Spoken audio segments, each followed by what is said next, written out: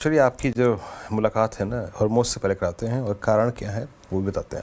Mazagon dock एक तो defence और उसमें भी अगर आप देखें इस सेक्टर ने इस स्पेस ने जो मूव दिया उसमें मज़गांव डॉक का कुछ अलग ही प्राइस बिहेवियर था। लेकिन मानिए in terms of market cap इसने निफ्टी में शुमार कई कंपनियों को लगभग 8 कंपनियों को पीछे छोड़ दिया।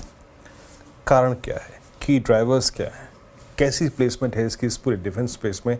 जानते हैं हॉर्मोज गजब का दौर रहा ये बीता 1 महीना ऑपरेशन सिंदूर के बाद, जब भारतीय डिफेंस कंपनी और उनके इक्विपमेंट्स का लोहा मनवाया गया एग्जैक्टली बैटलफील्ड में।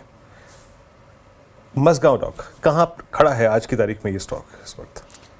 इस सारी बात का लोहा तो बाजार ने भी माना है और सारे शिप बिल्डिंग स्टॉक्स पे अगर आप नज़र डालें तो सभी ने गजब की तेज़ी दिखाई है पिछले 1-1.5 महीने के अंतर में, और मज़गांव डॉक भी उनमें से एक है। आज का जो डेज हाई था उसमें मार्केट कैप जो मज़गांव डॉक की थी वो 8 निफ्टी कंपनी से ज़्यादा थी, और जो डेज हाई पे उसकी मार्केट कैप थी वो लगभग 1,43,000 करोड़ यानी कि 1.43 लाख करोड़ की थी।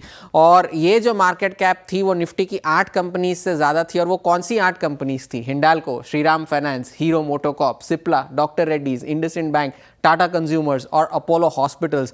और ये बावजूद इसके कि स्टॉक जो है अपनी रिकॉर्ड ऊंचाई से 10% नीचे है, और ये गिरावट भी अभी हाल फिलहाल में आई है क्योंकि उसके जो नतीजे थे वो अनुमान से कमज़ोर थे। और जब शिखर पर अपने स्टॉक जब मज़गांव डॉक था तब उसकी मार्केट कैप इन 8 कंपनीज के अलावा आयशर मोटर्स से भी ज़्यादा थी। तो 9 कंपनी के निफ्टी कंपनीज के मुकाबले मज़गांव डॉक की मार्केट कैप जो थी वो ज़्यादा थी। अब ऐसा इस 10% के करेक्शन के बावजूद इस साल मज़गांव डॉक में लगभग 60% की तेजी हमें देखने मिली है। तो एक काफ़ी बड़ा आउट परफॉर्मर रहा है मिड कैप्स के जरिए, और अगर एफएनओ में भी अब ये स्टॉक जो है वो शामिल हुआ है। अब अगर हम देखें कि मज़गांव डॉक में असल में आखिर में हुआ क्या है, तो आगे चलकर FY26 में मैनेजमेंट जो है कह रहा है कि आय में 8 से 10% की बढ़ोतरी होगी, ना सिर्फ FY26 में बल्कि आने वाले 2 से 3 साल में।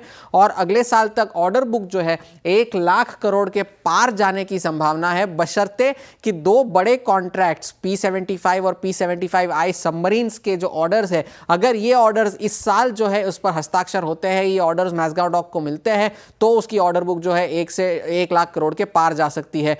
और जो सबमरीन्स के ऑर्डर की वैल्यू है लगभग 30 से 40 हज़ार करोड़ के बीच में है, और ये मैनेजमेंट का कहना है कि अगले महीने तक इन ऑर्डर्स के आने की संभावना है। एंटीक ने हाल फिलहाल में ही मज़गांव डॉक पर एक नोट लिखी थी जिसपे उसने अपनी खरीदारी की राय को बरकरार रखा है और 3,433 से अपने लक्ष्य को बढ़ाकर 3,858 किया है। साथ ही साथ उन्होंने ये भी कहा है कि ये जो चुनौतियां हैं नियर टर्म में, उसके बावजूद मीडियम टर्म ग्रोथ जो है वो स्ट्रांग है, और जो क्षमता विस्तार कंपनी करने जा रही है उससे भी और सहारा कंपनी को मिल सकता है। तो एक बड़ा मूव मज़गांव डॉक में देखने मिला है, काफ़ी निफ्टी कंपनीज को पीछे छोड़ता हुआ। जी हाँ, बिल्कुल खूबसूरती से आपने इसकी फरमाइश करी, इसकी स्ट्रेंथ की, इसके ट्रिगर्स की, और इसने क्या माइलस्टोन अचीव किए उसकी भी। हॉर्मोज पर शुक्रिया आपका। एक ब्रेक लेते हैं और ब्रेक के बाद आएंगे जब लौट के थोड़ा सा मज़गांव के स्ट्रक्चर पे बात करेंगे, चार्ट से बातचीत करेंगे और आज का ऑप्शन ट्रेड हाजिर होते हैं अभी।